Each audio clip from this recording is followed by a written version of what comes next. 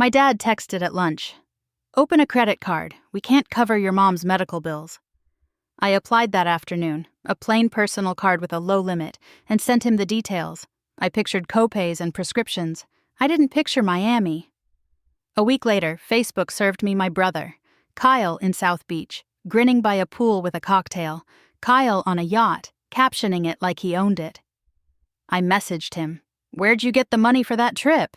He sent a smirking emoji. Then, "Thanks, sis. It's on your credit card. Don't freak out. Only $150,000. I laughed because my new card couldn't hold a tenth of that. I typed, "You sure you've got the right one?" My phone rang. Dad's voice shook. I could hear his breath stutter. "Elena," he whispered. And then he stopped, like the rest would break him. He ended the call without explaining. I live in Minneapolis now, above the Mississippi, running the agency I built from a spare bedroom. I keep money in lanes. The only card with a real limit is my gold company card, meant for client travel and ad buys. That night I logged into the business portal anyway. The balance loaded. My stomach dropped. Miami flights, a beachfront suite, restaurant tabs that looked like rent, a yacht charter, total $150,000 and climbing, every merchant matching the locations in Kyle's photos. How did he even get it? Memory flashed. 4 years ago, my parents nearly lost their house. I helped refinance. Dad co-signed and handled the verification file, the one that listed my accounts in neat rows. Snow drifted past my window, relentless.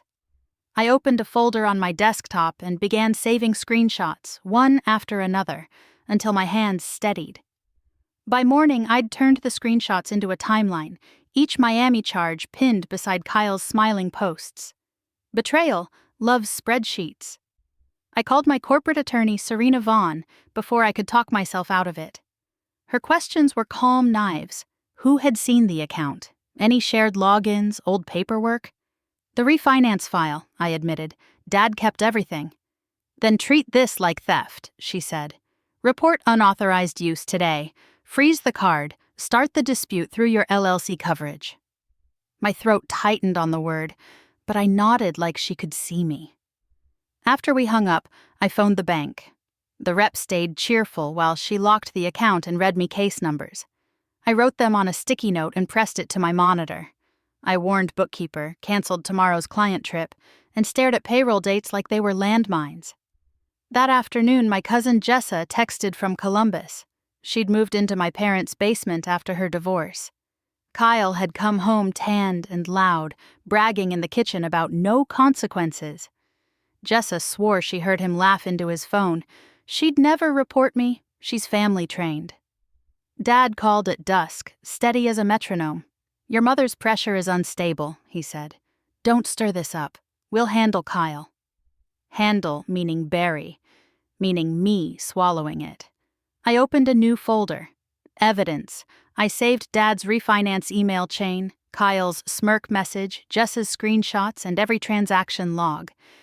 Then I sent it all to Serena with one line. "Proceed."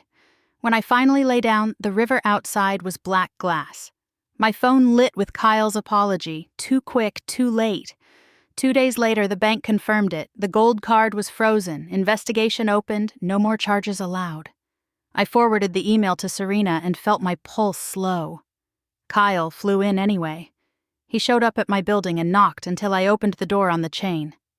"Lena, please." His voice went soft. "Mom's recovering. Dad said you'd understand. I just needed a break." "A break doesn't cost $150,000, I said. He scoffed. "You're acting like I robbed you." "You used my business card." He spread his hands. "You've got money. Don't turn this into court." "It already is." I stepped into the hall and handed him the letter Serena had overnighted. Insurer letterhead, demand for restitution, court date circled. He read it twice, the color drained from his face. "You reported me." "I reported the charges," I said. "You chose the spending." He crumpled the page, then smoothed it flat. "If this gets out, Mom will be destroyed." "Mom's bills were your excuse," I said. "Miami was your choice." For a beat, he looked small, Not sorry, just scared. Then the resentment returned. You're ruining the family. No, I said. I'm stopping it from ruining me. A week later, Serena called. Claim approved, every dollar restored to the LLC. Payroll hit on time. My team got paid, and campaigns kept running without a hitch. Back in Columbus, Kyle started bargaining with consequences instead of me. Dad left a voicemail about blood and loyalty. I deleted it, blocked his number, and watched snow drift past my window. The silence felt costly, but it finally belonged to me.